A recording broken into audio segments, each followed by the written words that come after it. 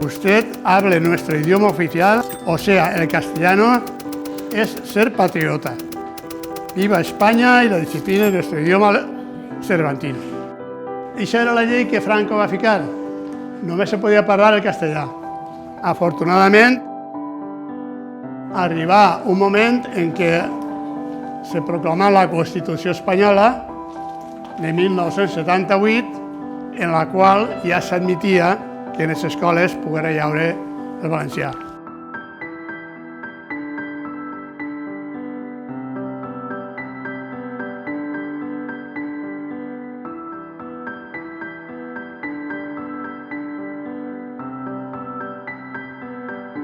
Res de valencià, si dius alguna cosa en valencià davant la mestra, paraves la mà i l'arreglar per parlar valencià, per dir alguna cosa en valencià.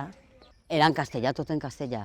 Però quan jo me dedicava a parlar amb la meva companyera o amb la xiqueta, parlava el valencià. I en el pati el valencià, i fora en valencià. Era el moment d'estar en l'escola. Jo anava a un col·legi d'Albalà de la Ribera, que eren monxetes, i parlàvem el castellà, perquè volien que parlàvem el castellà. I jo parlava sempre en valencià. I me marmolaven, perquè els meus papàs són castellans els dos. El meu papà és castellà i la meva mamà també. I resulta que me diuen que que raro que la meva mamà i el meu papà foren castellans i jo tan valenciana. Rosario, háblanos el castellano. Sí, ens donaven tot en castellà, elles eren castellanes. Vivien a Polinyà perquè, clar, no se'n podien anar a València i tornar. Tenien una casa i vivien, dos mestres vivien juntes. De vesprà feien manualitats, labors, de bordar, marcar, això i tot això. Vainiques també, i la vesprà la passàvem aixina. Sí, el monxet era llibre de valencià res. Érem totes valencianes perquè era en València capital i era per la regió de València el col·legi. I quasi totes eren valencianes, però no tenien dret a parlar el valencià ni en els passillos, no tenien dret a parlar el valencià en res. Pues mira, lo del valencià és que ho tenia jo ahir, perquè resulta que ja t'he dit que no he estudiat, però no veuràs persona que li agrada més llegir que a mi m'agrada. I tenia l'escola enfront de casa. Jo dic, em vaig a l'escola d'adults. I l'escola d'adults en l'any 2000. En l'any 2000. I encara estic anant. Jo creus que te dic, és que jo soc feliç allí.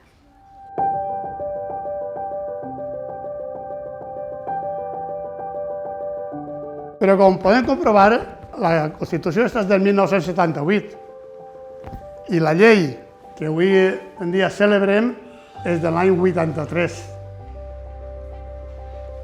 Vol dir que entonces no n'hi havia res en valencià? Sí. Des dels anys 70 i antes, un bon grup de mestres en diferents grups s'aplicà a introduir el valencià en l'escola.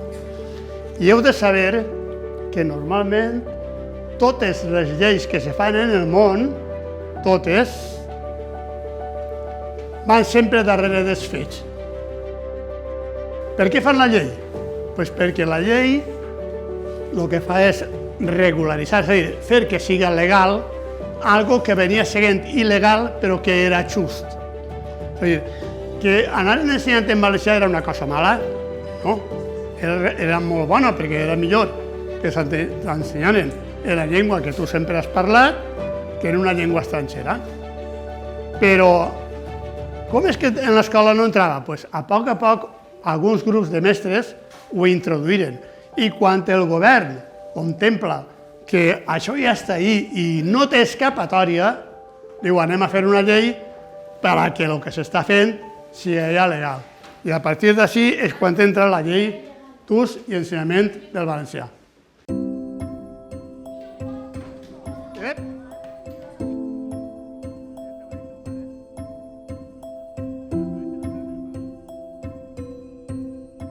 Farem un viatge en un tren que té 4 vagons. Un vagó és este, un altre vagó és este, un altre vagó és este i un altre vagó aquest. quan arribem al final, en aquell vagó, haurem recorregut quasi 50 anys d'escola i veurem què és el que ha passat. En este teniu com eren les escoles per dins, com s'agrupaven els xiquets, com es castigaven i després com es prohibien parlar en valencià. Ho llegirem i ho veureu. En este tindreu tots els materials que tenien els xiquets per escriure. No tenien bolígrafos. Vosaltres mirareu els llibres de text que n'hi havia en aquella època. Vosaltres teniu molts llibres, veritat? Normalment els xiquets de l'escola, aquella només en tenien que un. Ja està. Tots els llibres que tenien. I sí, però era pels més majorats. Per vosaltres no era. Era quan ja tenien 12 o 13 anys, perquè tingueu en compte que se podia anar a escola només des dels 9 als 12 anys. En este vagó aneu a viatjar les persones que comencen a estudiar en valencià i com veureu teniu una sèrie de paperets i escrits que recorden quan van a començar a estudiar en valencià i quins materials tenien de llibres.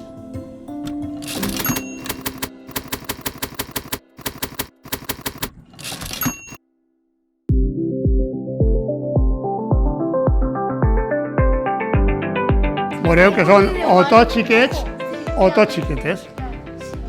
Per què? Perquè l'escola entonces estava separada.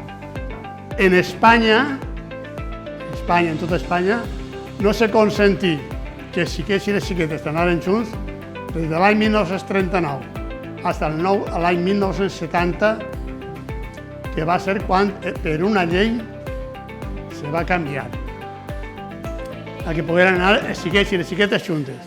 Hi havia dos aules en el poble, una estava al camí del cementeri i l'altra en la plaça. Sabeu on estan els jubilats? Sí. Allí n'hi havia, de xiquets n'hi havia 2 classes i de xiquetes 2 classes. Pissarres electròniques i teniu pissarres d'això. Entonces només tenien que pissarres de guix. Sabeu el que és el guix? El clarion. I quan el mestre tenia que dibuixar, utilitzava això en la pissarra per fer línies rectes. O sigui que encara que vos heu ficat ahir, no és perquè ho gastaren els xiquets. Igual que el globus terraqüi no com ara, que podeu entrar en internet i veu el país, ampliar-lo, fer-lo xicotet, no. Entonces teníem aquest material.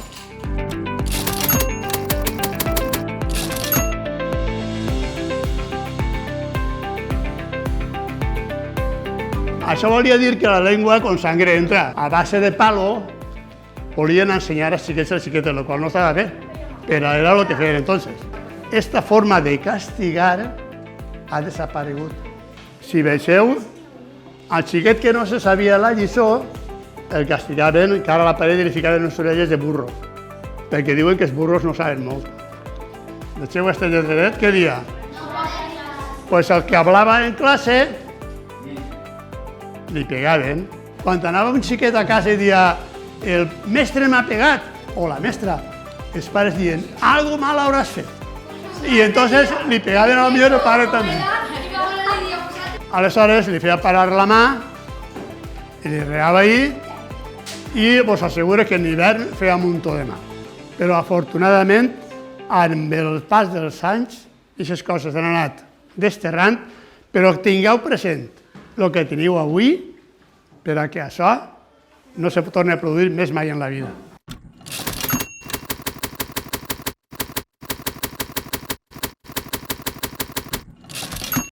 Perquè avui en dia el material, els xiquets paguen ells una part i una altra part que la paga el col·le, la conselleria, el govern, però en aquest moment, aquest poc material que teníeu, qui el pagava? Estos llibres, qui vos donava aquests llibres, o la ploma, o la llibreta, això qui ho pagava? Cada un se portava el seu. I si n'hi havia, perquè en aquests moments hi havia gent que potser no podia, què feien? O sí? Algú li deixava, però l'escola no pagava res d'això. L'escola només ficava que la tinta. La tinta.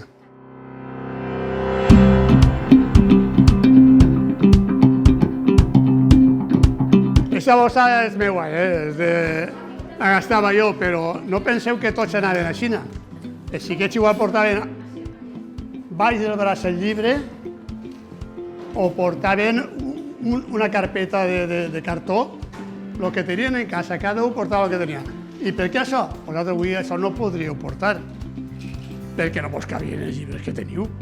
Teniu tantes coses que portar, però jo, que anava a l'escola i només tenia que portar este llibre, que és l'últim que vaig tindre jo a l'escola, perquè després ja vaig anar a l'institut, este llibre, 2 llibretes, una cistera d'estos com que n'hi ha ahir, i en això anàvem plegats a l'escola, ja està. Quan anàvem a l'escola, els xiquets teníem escola de matí i de vesprada. I també teníem escola el dissabte de matí.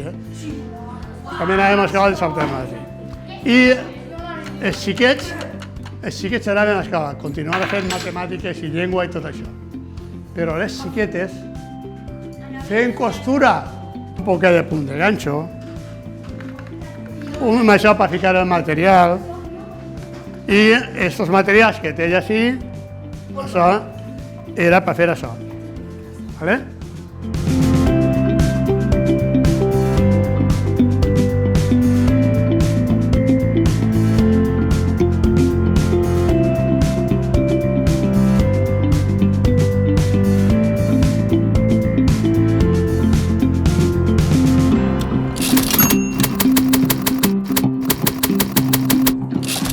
Entonces no tenia música, ni educació física, ni anglès, ni francès. No n'hi havia res d'això. A veure, n'hi havia llengua castellana, matemàtiques, geografia, història, ciències naturals i religió catòlica.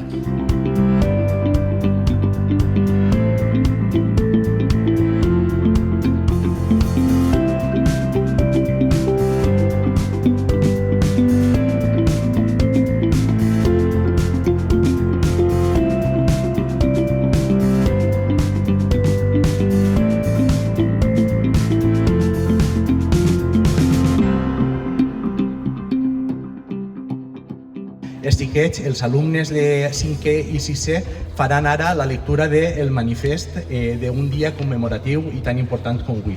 Bon dia a tots i a totes. Molts de nosaltres encara no havíem nascut quan entrà en vigor la llei d'ús i ensenyament del valencià. Que encara que ens sembli estrany, va duia 40 anys prohibida. Dir també als nostres veïns i veïnes que ens acompanyen en aquesta celebració i que no van tindre la nostra sort en la seva etapa escolar. La llei d'ús i d'ensenyament del valencià ha donat fruits més grans com Melo d'Alger. La nostra joventut parla, llig i escriu en valencià. No ens enganyem, estem rodejats de llengües majoritàries que fan molta pressió sobre la nostra llengua. Polinyà és un poble on el valencià ha estat i és la llengua de la immensa majoria de les nostres famílies.